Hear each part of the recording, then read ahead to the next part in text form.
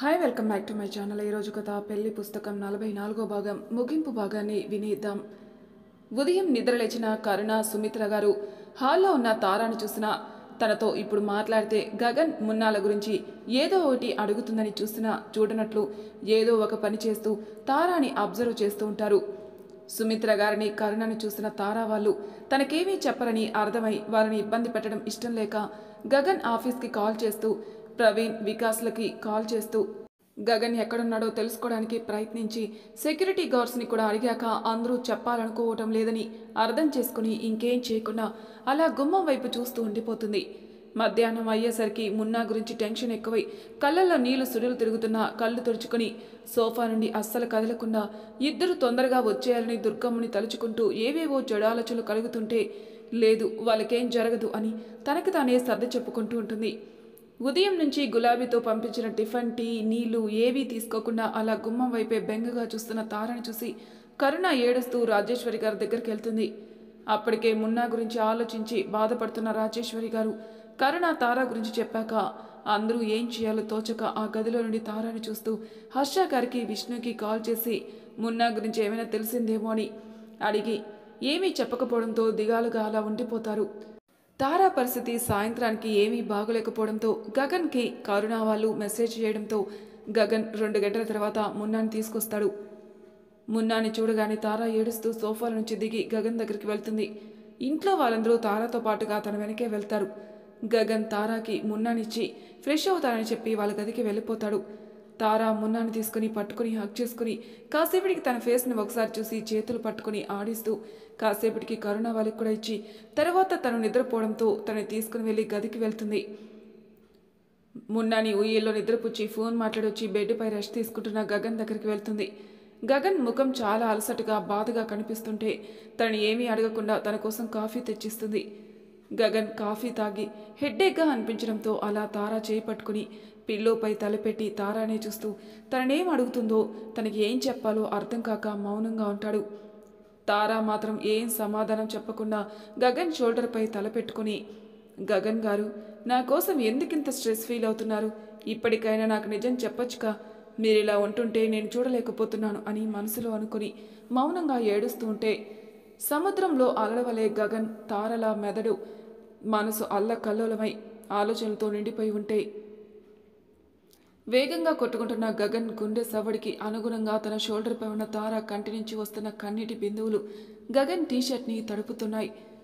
నిద్ర తిండి లేక శారీరకంగా అలసిపోయి బాధతో కుమిలిపోతూ మానసికంగా బలహీనంగా ఉన్న తార మెల్లగా భారంగా తన చూపుని అదే స్థితిలో ఉన్న గగన్ వైపుకు మళ్లించి గగన్ గారు మున్నాని ఎప్పుడు తీసుకొస్తారు? తను బాగానే ఉన్నాడు కదా అని అడిగింది. తార అడిగిన ప్రశ్నకి ఒక్కసారిగా షాక్ అయి తారాని పట్టుకుని తన కంటి కొనల దాకా వచ్చిన కన్నీటి నాపి కళ్ళు మూసుకొని బాధతో అలా ఉండిపోతాడు గగన్.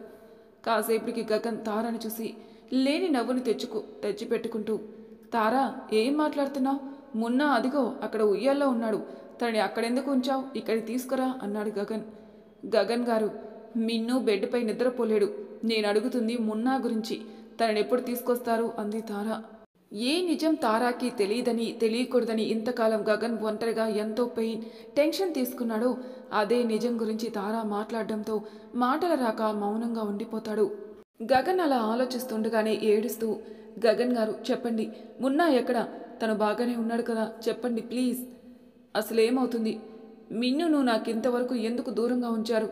ఇప్పుడు మున్నాని ఎక్కడికి తీసుకెళ్లారు? నేను చెకప్ కోసం ఫస్ట్ టైం హాస్పిటల్కి వెళ్ళిన తర్వాత నుంచి జరిగేవి ఏవీ నాకు అర్థం కావట్లేదు. నాకు రిపోర్ట్స్ ఇవ్వకుండా నాకేమీ చెప్పకుండానే పంపించడం, ఆ తర్వాత రిపోర్ట్స్ మీరు తీసుకురావటం, చెకప్ చేసేటప్పుడు నన్ను డైవర్ట్ చేస్తూ మాట్లాడించడం, నాకేమీ కనిపించకుండా స్కానింగ్ చేసేటప్పుడు అడ్డుగా ఉండడం, అమ్మ వాళ్ళ ఇంటికి పంపించకుండా ఇక్కడే ఉంచి నన్ను చూసుకోవటం, నాతో ఏం చెప్పకుండా ఉండడం, ఇవన్నీ నాకు అనుమానం తెప్పిస్తున్నా. చూసుకోవడానికి మీరంతా ఉన్నారని ఏమీ అడగలేదు నేను. కానీ నేను మున్నా మిన్ను ఇద్దరు అని చెప్పినా కూడా మీరంతా నాకు ఫస్ట్ టైం కదా, ఏమీ తెలీదు, కన్ఫ్యూజ్ అని ఏవేవో చెప్పి డైవర్ట్ చేశారు. మున్నా పుట్టిన తర్వాత కొన్ని నెలలకే ఆఫీస్కి వెళ్ళినప్పుడు మీరు అప్పుడప్పుడు మున్నా అని చెప్పి మీరు మిన్నుని ఆఫీస్కి తీసుకొని వచ్చేవారు కదా. నాకు తెలిసేది తను మున్నా కాదని. కానీ తను మున్నాలానే ఉండేవాడు. ఒకరోజు మిన్నుని తీసుకొచ్చినప్పుడు చూశాను, తనకి మీలానే షోల్డర్పై పుట్టుమచ్చుంది. మున్నాకి అలా లేదు. ఈ విషయం అర్థమైన మీరు ఇలా చేస్తున్నారంటే ఏదో కారణం ఉంటుందని, చెప్పాల్సిన టైంలో చెప్తారని, లేక ఇదంతా నా పొరపాటేమో అని మౌనంగా ఉండిపోయాను. ఎందుకంటే నాకెప్పుడు డౌట్ వచ్చిందో ఆ తర్వాత ఒక్కసారి కూడా మిన్నును తీసుకురాలేదు మీరు. కొన్ని రోజులకి ఇంట్లో అందరూ మీతో పాటుగా ఏదో విషయం నా దగ్గర దాచిపెడుతున్నారని అర్థమైనా నా వాళ్ళు నా గురించి నాకంటే ఎక్కువగా ఆలోచిస్తారని ఒక్క మాట కూడా అడగలేదు. ఇంకా నా వల్ల కాదు. నాకు మున్నా మిన్ను ఇద్దరూ కావాలి. మున్నా ఎక్కడ? మున్నాకి ఏమైంది? ప్రాబ్లం ఏంటి అని వెక్కి వెక్కి ఏడుస్తూ గగన్ని అడుగుతోంది తార. ఏడుస్తున్న తారాని బాధగా చూస్తూ ఇంకా తన దగ్గర ఏమీ దాచిపెట్టకూడదనుకుని, తారా, నేను చెప్పేది విన్నాక టెన్షన్ పడకు, ప్లీజ్ ప్రశాంతంగా ఉండడానికి ప్రయత్నించు అని కూర్చుని తారా చేతిని పట్టుకుని, ప్రాబ్లం మున్నాకి కాదు మిన్నుకి, చిన్న హెల్త్ ప్రాబ్లం ఉంది అని ఇంకా చెప్పేలోపే మిన్ను నిద్రలేచి ఏడుస్తుండడంతో తన దగ్గరికి వెళ్ళి తను చూసి కంగారుగా హాస్పిటల్కి తీసుకెళ్తాడు గగన్. గగన్ హెల్త్ ప్రాబ్లం అనగానే తార అలా ఉండిపోతుంది. గగన్ మిన్నుని తీసుకెళ్తూ కరుణకి చెప్పడంతో తను కంగారుగా తార దగ్గరికి వస్తుంది. తార చెంపపై నుంచి జారిన కన్నీళ్లు తన చేతిపై పడడంతో వాటి తడికి ఈ లోకంలోకి వచ్చి తన ప్రమేయం లేకుండా కంటి నుండి వస్తున్న కన్నీళ్లు చెంపలను తాకుతుంటే వాటిని తుడుచుకుని, గగన్ మిన్నుని ఎక్కడికి తీసుకెళ్తున్నాడు అనుకుని గది బయటికి రాబోతుండగా కరుణ వచ్చి తారని ఆపుతుంది. అక్క, మిన్ను మిన్ను అని కరుణని పట్టుకుని ఏడుస్తూ వెళ్దాం రా అంటూ ఏడుస్తుంది. కానీ కరుణ తారని వెళ్ళనివ్వకుండా ఆపి తనను గదిలో కూర్చోబెడుతుంది. గగన్ మిన్నులతో రాజేశ్వరి గారు కూడా హాస్పిటల్కి బయలుదేరడంతో సుమిత్ర గారు తార దగ్గరికి వెళ్తారు. అక్క, నన్ను వెళ్ళనివ్వు. ఇన్ని రోజులు మీరంతా నాకేం చెప్పకపోయినా ఊరుకున్నాను. ఇకపై నేను ఒప్పుకోను, వదులు అని అంటుంది. తారా, నువ్వు ఈ పరిస్థితిలో హాస్పిటల్కి వెళ్ళొద్దు, చెప్పేది విను అంది కరుణ. నేనేం వినను అని తార అరుస్తుంటే కరుణ కోపంగా తారా పైకి చెయ్యెత్తి, ఏది వినకు, మేం చెప్పే మాటలు వినకు, నీకు నచ్చినట్లుగా చేసుకో. వాళ్ళిద్దరూ కడుపులో ఉన్నప్పుడు మా మాట వినక ఒకరి ప్రాణాల మీదకి తెచ్చుకున్నావు. మొన్న నీ అజాగ్రత్తతో ఇంకోరు ప్రాణాల మీదకి అని కోపంలో తనేం మాట్లాడిందో అర్థమై మాట్లాడటం ఆపేస్తుంది. మిన్ను హెల్త్ ప్రాబ్లంకి కారణం నేనా అని ఏం జరుగుతుందో అర్థం కాక అలా క్రిందికి కూలబడిపోతున్నట్లుగా పడిపోతుంది. సుమిత్ర గారు తార దగ్గరికి వెళ్ళి, అమ్మా తార, అలాంటిదేమీ లేదు, కరుణ కోపంలో ఏదో అనేసింది అంతే, ఇంకేం లేదు అని సముదాయిస్తుంటే తార కరుణ వైపుకి తిరిగి, అక్క, నా వల్ల మిన్నుకి ఏమైంది? నేనేం చేశానో తెలియట్లేదు. నిజంగానే నాకు తెలీదు. ఏం జరిగిందో చెప్పక్క అని చేయి పట్టుకుని ఏడుస్తుంటే కరుణ తార కన్నీళ్లు తుడుస్తూ, మిన్నుని నీకు ఇంతకాలం దూరంగా ఉంచడానికి కారణం తనకి హెల్త్ ప్రాబ్లం ఉండవల్లనే. తను నీకు దగ్గరయ్యాక తనకేమైనా అయితే నువ్వేమైపోతావని గగన్ తనను నీకు దూరంగా ఉంచాడు. ఎందుకంటే అప్పటికే హాస్పిటల్లో నువ్వు ఒక బేబీని కోల్పోయిన మదర్ని చూసినప్పటి నుంచి మెంటల్గా డిస్టర్బ్ అయి ఉన్నావు. పైగా తన ఫ్రెండ్ వాళ్ళ వైఫ్ డాక్టర్ అవ్వడంతో వాళ్ళ దగ్గర నుంచి తనకు ఆపరేషన్ అయ్యేంత వరకు వాళ్ళ అబ్జర్వేషన్లోనే ఉంటే మంచిదని వాళ్ళ దగ్గర ఉంచాడు. అప్పటికీ నీకు మిన్నుని దూరంగా ఉంచకూడదని, మిన్నుకి కూడా నీ అవసరం ఉందని 4 months ఇంట్లో వాళ్ళందరికీ విషయం చెప్పి మిన్నుని కూడా ఇంట్లో ఉంచాడు. తర్వాత హెల్త్ ఇష్యూస్ రావడంతో తనని వాళ్ళ ఫ్రెండ్ వాళ్ళ ఇంటికి తీసుకెళ్లాడు. నువ్వు మొన్న మాల్లో చూసావు కదా, వాళ్ళు మిన్ను హెల్త్ ఇష్యూ గురించి నీ 4th month స్టార్టింగ్లోనే తెలిసింది. నువ్వు ఒక అనాథాశ్రమం విషయంలో ఎరువులు తయారు చేసే ఫ్యాక్టరీ గురించి ప్రజల వైపు ఉండినప్పుడు నీపై అటాక్ జరిగింది కదా, అదే నీకు బలవంతంగా నోట్లోకి ఏవో కెమికల్ ప్రొడక్ట్స్ వెళ్ళేలా చేశారంట కదా. అప్పుడు వాళ్ళు చేసిన అటాక్లో కొన్ని కెమికల్స్ నీ బాడీలోకి వెళ్ళిపోయాటట. నువ్వు ఇంట్లో ఎవరికీ చెప్పకుండా ఏ ప్రికాషన్స్ తీసుకోకపోవడంతో అప్పటికే నీ కడుపులో ఉన్న మిన్నుకి ఎఫెక్ట్ అయింది. అలాగే నీవు సరిగా ఫుడ్ తీసుకోకపోవడంతో మిన్ను గుండెలో రక్తం సరఫరా చేసే ఒక నాళం బాగా దగ్గరగా కుంచించిపోయింది. దానికోసమే కొన్ని రోజుల్లో ఆపరేషన్ చేస్తారు. తనకేం కాదు, నువ్వు ధైర్యంగా ఉండు అని కరుణ తారకి చెప్పగానే అంతా విని తన వల్లే మిన్నుకి అంత ప్రాబ్లం వచ్చిందని, ముందు రోజు నుంచి సరిగా తినకుండా నిద్రపోకుండా ఉన్న తార ఎక్కువ స్ట్రెస్కి గురై శ్రోతపి పడిపోయింది. తార ఏం చేసినా స్రోలోకి రాకపోవడంతో కరుణ సుమిత్ర గారు కంగారు పడుతుండగా మిన్నుకి వెంటనే ఆపరేషన్ చేయాలని డాక్టర్స్ చెప్పడంతో మిన్ను మెడికల్ రిపోర్ట్స్ తీసుకురావడానికి వెనక్కి వచ్చిన గగన్ తారానలా చూసి కంగారు పడి తార దగ్గరికి వెళ్ళి, వదినా, తారాకేమైంది అని బాధగా అడుగుతాడు. గగన్, తారాకి మిన్ను గురించి మొత్తం చెప్పాను. అంతా విన్నాక ఇలా అయిపోయింది. ఎంత లేపినా లేవటం లేదు అని కరుణ ఏడుస్తూ చెప్తుంది.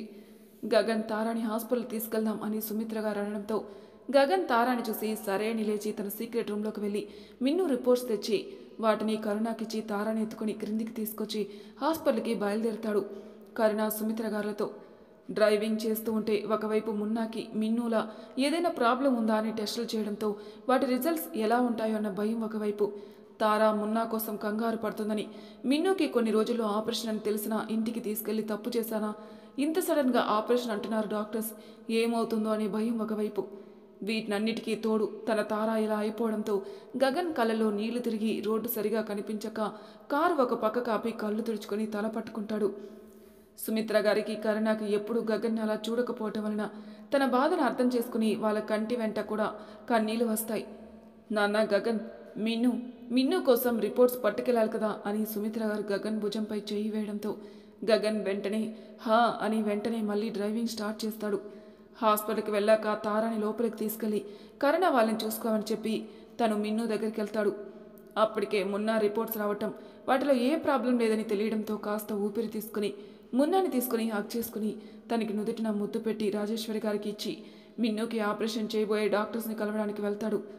తారా స్రోలోకి రాగానే ఎదురుగా ఉన్న వైశాలి గారిని పట్టుకుని ఏడుస్తూ, అమ్మా, నాకు మున్నా మాత్రమే కాదు మిన్ను కూడా ఉన్నాడు, కానీ ఇద్దరు నా వల్లే అని మాట్లాడలేక వెక్కి వెక్కి ఏడుస్తుండడంతో తారాను అలా చూసి మిగతా వాళ్ళంతా బాధపడుతూ ఉండగా రాజేశ్వరి గారు మున్నాని తీసుకొచ్చి తారాకి ఇవ్వడంతో తారా ఏడవడం ఆపి మున్నాని తీసుకొని, రాజేశ్వరి గారు, మున్నా ఇప్పుడు పూర్తిగా బాగున్నాడు, తనకేం కాలేదు అని చెప్పడంతో మున్నాని హత్తుకొని కన్నీళ్లు తుడుచుకొని మిన్ను గురించి అడుగుతుంది.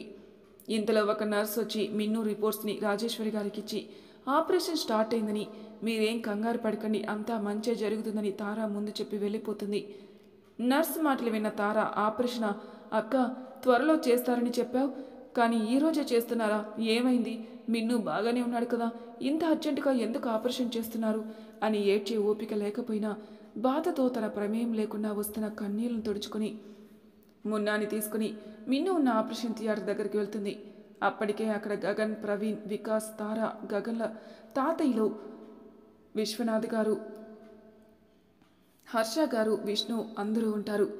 అందరూ తారాను చూసి కంగారు పడి మాట్లాడడానికి ప్రయత్నించిన తారా మాత్రం మిన్ను కోసం బాధపడుతూ ఆపరేషన్ థియేటర్ బయట కుర్చీలో కూర్చుని మున్నాని చూస్తూ, మున్నా బంగారం, సారీ అని తన చేతులపై ముద్దు పెట్టి మౌనంగా ఉంటుంది. ఆపరేషన్ స్టార్ట్ అయి 4 hours గడవడంతో తారాతో పాటుగా మిగతా వాళ్ళు కూడా భయంతో బాధతో కుమిలిపోతుంటారు.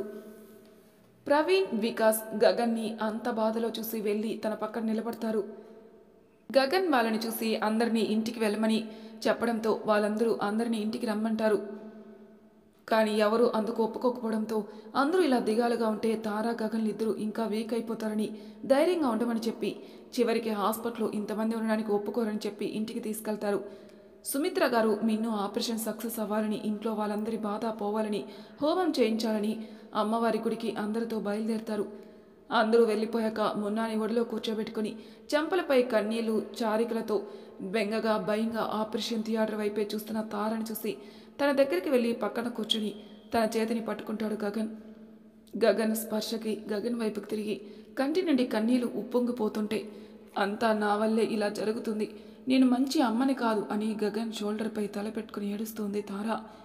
ఇంతవరకు మిన్నుని తనకు దూరంగా ఉంచినందుకు తనపై తారా కోపంగా ఉంటుందేమో అనుకున్న గగన్ నిజం తెలిసాక ఇంతలా బాధపడుతుంటే తనని ఎలా ఓదార్చాలో అర్థం కాక తార తల నిమురుతూ మౌనంగా ఉండిపోతాడు. 3 గంటల తర్వాత డాక్టర్స్ బయటకు వచ్చి బాధపడుతున్న తారాను చూసి, ఇంకా మీరు బాధపడిన అవసరం లేదు, ఇకపై మీ ఇద్దరి పిల్లలతో మీరు హ్యాపీగా ఉండొచ్చు, మిన్నుకి ఇంకా ఏం ప్రాబ్లం లేదు, కాకపోతే కొన్ని రోజులు అబ్జర్వేషన్లో ఉండాలి అని చెప్పగానే తారా, గగన్ ఇద్దరూ ఒకరినొకరు చూసుకుని కాస్త నార్మల్ అయి డాక్టర్కి థ్యాంక్స్ చెప్పబోతూ ఉంటే, లేదు, థ్యాంక్స్ చెప్పాల్సింది మీరు కాదు, నేనే మీకు థ్యాంక్స్ చెప్పాలి, మా అబ్బాయిని కిడ్నాపర్ల నుంచి ఒకసారి కాపాడి మాకు ఎంతో మేలు చేశారు, అప్పుడే అనుకున్నాను ఎలా అయినా మిన్నుని కాపాడి మీకు ఇవ్వాలని, అది ఈరోజు జరిగింది అని ఆ డాక్టర్ అక్కడి నుంచి వెళ్ళిపోతారు. ఆపరేషన్ జరిగిన 2 రోజుల తర్వాత మిన్నుని చూడడానికి ఒక్కొక్కరు అందరూ గదిలోకి వెళ్ళి వస్తున్నారు. చివరిగా వెనకే నిలబడిపోయిన తారాను వెళ్ళమని సుమిత్ర గారు అనడంతో మెల్లగా డోర్ తీసుకుని గదిలోకి వెళ్ళి బెడ్ పక్కన గగన్ నిలబడి రమ్మని కళ్ళతోని పిలవడంతో ఒక్కొక్క అడుగు వేసుకుంటూ దగ్గరికి వెళ్ళి బెడ్పై మిన్నుని, తనతో పాటు తన పక్కనే ఉన్న మున్నాని మొదటిసారిగా ఒకేసారి చూసి సంతోషంతో కళ్ళు 2 ఆనంద బాష్పాలతో నిండిపోయి అడుగులు మెల్లగా వేస్తూ వణుకుతున్న చేతిని పైకెత్తి గగన్ వైపుకు చూసి మున్నా, మిన్నుల వైపు ఫింగర్ చూపించి నవ్వుతూ గుండెపై చేతిని పెట్టుకుని ఇద్దరి దగ్గరికి వెళ్ళి వాళ్ళిద్దరినీ చూస్తూ ఆనందంతో వాళ్ళిద్దరి చేతుల్ని పట్టుకుని చిట్టి చేతులపై ముద్దులు పెట్టి పొంగిపోతున్న తారా భుజంపై గగన్ చెయ్యి వేయగానే తారా గగన్ వైపుకు తిరిగి గట్టిగా ఒకరినొకరు హక్ చేసుకుని తనకు మిన్నుని దూరంగా ఉంచినందుకు గగన్ తన వల్లే మిన్నుకు ఇలా అయిందని తారా ఒకేసారి సారీ చెప్పుకుంటారు. గగన్ తారా తలకి తల ఆనించి హ్యాపీనా అని అంటే తారా నవ్వుతూ గగన్ భుజంపై ముద్దు పెట్టి చాలా అని మున్నాని మిన్నులని నవ్వుతూ చూస్తుంటుంది. మిన్ను ఇంటికొచ్చాక తారా మిన్ను మున్నాలని ఒక్క క్షణం కూడా వదిలిపెట్టకుండా వాళ్ళతోనే ఉంటూ వాళ్ళకి సంబంధించిన ప్రతి పనిని ఎంతో ప్రేమతో చేస్తూ ఉంటుంది. తారా ఎందుకు ఇలా చేశావు అంది కరుణ. అక్క వదిలే, నేను నా మిన్ను మున్నాల విషయంలో ఇంకా లైఫ్లో ఎప్పుడు రిగ్రెట్ ఫీల్ అయ్యే పని చేయకూడదని నిర్ణయించుకున్నాను. నాకు వాళ్ళకంటే ఇంకేమీ ముఖ్యం కాదు. ఒక్కసారి నా వల్ల జరిగిన పొరపాటుకి ఎంత బాధపడాల్సి వచ్చిందో నీకు కూడా తెలుసు కదా అంది తారా. కానీ తారా అని అప్పుడే గదిలోకి వచ్చిన గగన్ని చూసి సరే నీ ఇష్టం, క్రింద అందరూ ఎదురు చూస్తున్నారు రండి అంటూ మున్నా మిన్నులని తనతో పాటు వచ్చిన గులాబీతో తీసుకెళ్ళిపోతుంది. తారా ఎందుకు ఇలా చేశావు అన్నాడు గగన్.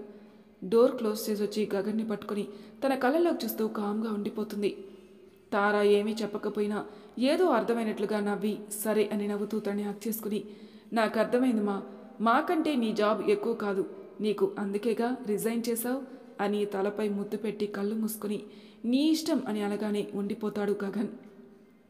గగన్ గారు అంది తారా. హా అన్నాడు. మనం అంది. ఇంక వెళ్దామా క్రిందికి? వద్దు అన్నాడు గగన్. అందరూ చూస్తుంటారు మన కోసం అంది తారా.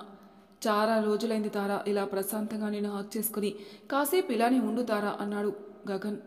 నాకు కూడా అలానే అనిపిస్తుంది కానీ అంటూ అలా ఉండిపోతుంది తారా. ఇన్ని ఇన్ని అంటూ వచ్చింది కావి. హా కావి అంటూ వెళ్ళి డోర్ తీస్తుంది తారా. ఇన్ని తొందరగా రండి అంది. హా వస్తున్నాం అంటూ తారా గగన్ ఇద్దరు కావితో పాటు క్రిందికి వెళ్ళేసరికి పంచకట్టులో బుజ్జిబుజ్జిగా కనిపిస్తున్న మున్నా మిన్నులని సోఫాలో కూర్చోబెట్టి అటు ఇటు సుమిత్ర గారు కౌసల్య గారు కూర్చునుంటే కరుణ రమ్మని పిలవడంతో కావి వెళ్ళి మున్నా మిన్నులకి బొట్టు పెట్టి వాళ్ళ బుల్లి బుల్లి చేతులకి రాఖీ కట్టి హారతిచ్చి వాళ్ళ మధ్య కూర్చుని ఇద్దరికి చెరో చెంపపై ముద్దు పెట్టి విష్ణు ఫోటోలు తీస్తుంటే తారా గగన్ కూడా వెళ్ళి ఫోటో కోసం జాయిన్ అవుతారు. తర్వాత అందరూ మున్నా మిన్నులను తీసుకుని అమ్మవారి గుడికి వెళ్తారు. అందరూ తమ సంతోషాలకి ధన్యవాదాలు తెలుపుతూ అమ్మవారిని చూస్తూ ఉంటారు.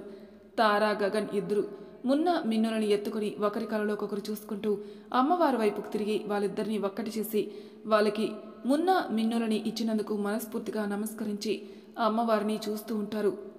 ఇంతలో పంతులు గారు వచ్చి పూజ చేయిస్తూ మున్నా మిన్నుల అసలు పేర్లేంటో అడగడంతో తారా మున్నాని చూపిస్తూ మయాంక్ వర్ధన్, గగన్ మిన్నుని చూపిస్తూ రియాంక్ వర్ధన్ అని చెప్పడంతో పంతులు గారు వాళ్ళిద్దరి పేరు మీద ప్రత్యేకంగా పూజ చేసి ఆయుష్మాన్ భవ అని ఆశీర్వదించి కుటుంబం మొత్తానికి ప్రసాదమిస్తారు.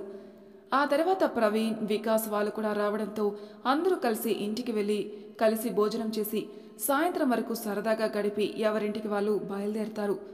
మరి వాళ్ళతో పాటుగా మన కథ కంచికి మనం ఇంటికి. ఇంతటితో ఈ కథ సమాప్తం.